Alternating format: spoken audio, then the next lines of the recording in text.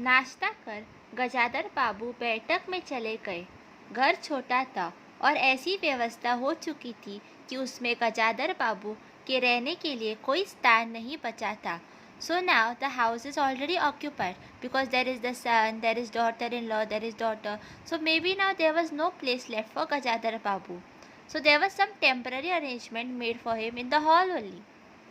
जैसे किसी मेहमान के लिए कुछ अस्थायी प्रबंध कर दिया जाता है, उसी प्रकार बैठक में कुर्सियों को दीवार से सटकाकर बीच में गजादर बाबू के लिए पतली सी चारपाई डाल दी गई थी।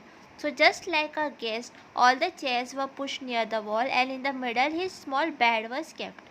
गजादर बाबू उस कमरे में पड़े पड़े कभी अनायास ही इस अस्तित्व का अनुभव करने लगते. So even he felt bad that there is no place for me and I am just like a guest in my own house. उन्हें याद हो आती उन रेलगाड़ियों की जो आती और थोड़ी देर रुककर किसी और लक्ष्य की ओर चली जाती.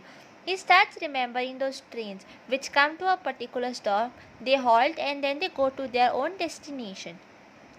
Friends, please do like, share and subscribe my channel. I have not got the subscription, any new subscribers. So please subscribe my channel. Subscription is free of cost.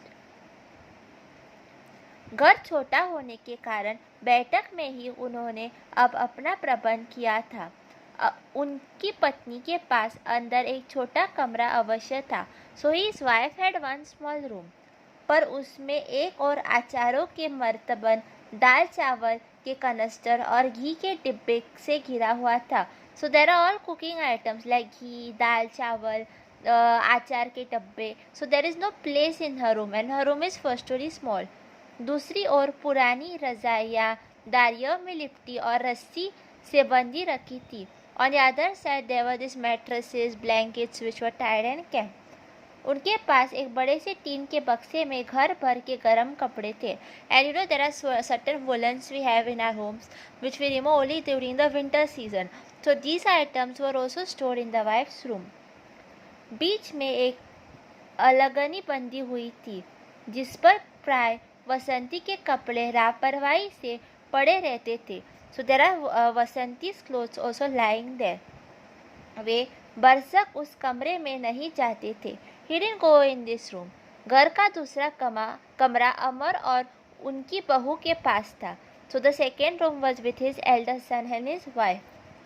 तीसरा कमरा जो सामने की ओर था बैठक था. So the third room was the बैठक or the hall. Gajadhar बाबू के आने से पहले उसमें अमर की ससुराल से आई बेत और 3 कुर्सियों का सेट पड़ा था. कुर्सियाँ पर नीली गद्दियाँ और बहू के हाथों से कड़े कुशन थे. So before in the wedding they had gifted a table and 3 chairs to the husband. So here those 3 chairs and the table were there and now because to make an arrangement for Gajadhar Babu these were kept aside.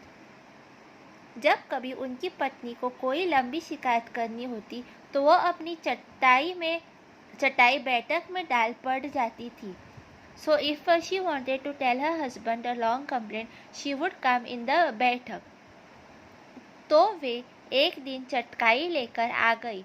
Gajadhar बाबू ने घर गृहस्थी की बातें छेड़ी. वे घर का रवैया देख रहे थे.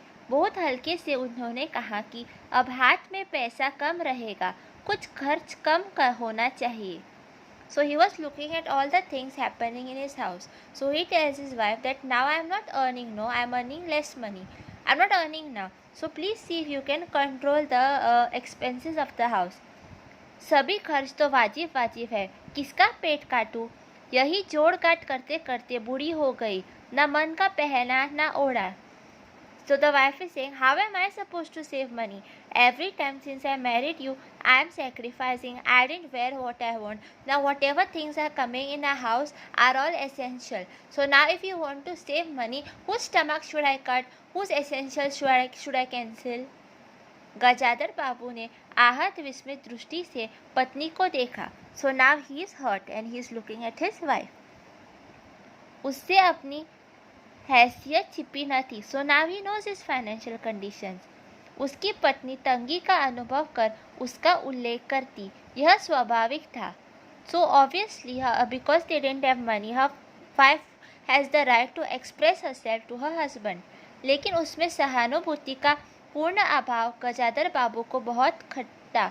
But there should be some kind of sympathy and some kind of understanding that a wife should have for her husband, that maybe my husband is not earning properly, he's trying his best, so that's why he felt bad. उनसे यदि राय बात की जाती कि प्रबंध कैसे हो तो उन्हें चिंता कम संतोष अधिक होता. So if she had discussed with him that I don't know how to cut the essentials, could you give me some advice, Gajadhar Babu would have felt satisfaction. लेकिन उनसे तो केवल शिकायत की जाती थी, जैसे परिवार की सब परेशानियों के लिए वे ही जिम्मेदार हो. But here he was blamed for every misunderstanding in his house. तुम्हें किस बात की कमी है, अमर की माँ? What is less for you? घर में बहू है, लड़के बच्चे हैं, सिर्फ रुपये से ही आदमी अमीर नहीं होता. Okay, my wife, I understand that you don't have money, but we have so many other things. We have our son, daughter-in-law, daughter, and money cannot bring you happiness. Gajadhar बाबू ने कहा और कहने के साथ ही अनुभव किया, यह उनकी आंतरिक अभिव्यक्ति थी, ऐसी कि उनकी पत्नी नहीं समझ सकती. But here the wife doesn't agree with her husband. She also wants financial good condition. हाँ, बड़ा सुख है ना बहू से? Yes, I am very happy with my daughter-in-law. आज रसोई करने गई, देखो क्या होता है. Today she is going to cook. Let's see what happens. कहकर पत्नी ने आंखें मूंदी और सो गई. Now she closes her eyes and sleeps.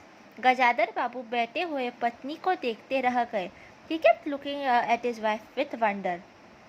यही थी क्या उनकी पत्नी, जिसके हाथों के कोमल स्पर्श, जिसकी मुस्कुराहट की याद उन्हें संपूर्ण जीवन कटा दिया था? Is this the same wife whose hands were soft and who had a nice smile on her face? Is this what I missed about in the entire career when I was away from her? अंदर कुछ गिरा और उसकी पत्नी हड़बड़ाकर उठ बैठी. So something fell inside. लो, बिल्ली ने कुछ गिरा दिया शायद. Looks like the cat has thrown something. और वे अंदर भागी. थोड़ी देर में लौट कर आई तो उनका मुंह फूला हुआ था.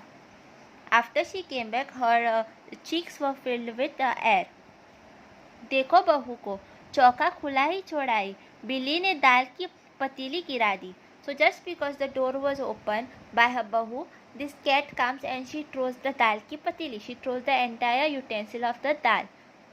सभी तो खाने को है, अब क्या खिलाऊंगी? Now what will I give serve for my family members? There's only less time left for lunch.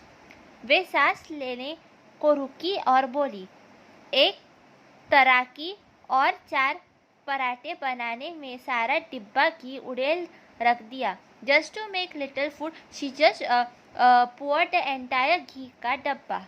जरा सा दर्द नहीं है. कमाने वाले हाथ तोड़ और यहाँ चीज़ें लुटे.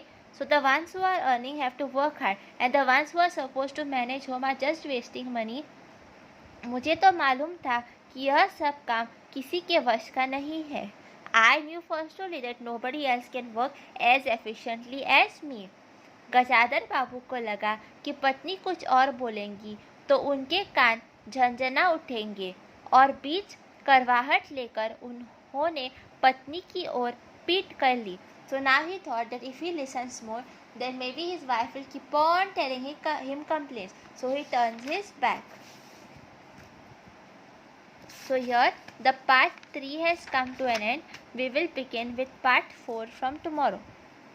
Please see that you like, share and subscribe my channel. If you subscribe my channel, I get more motivation to post the next video very soon. So we can finish this lesson fast and start with the next lesson, whichever you want. So please do like, share and subscribe.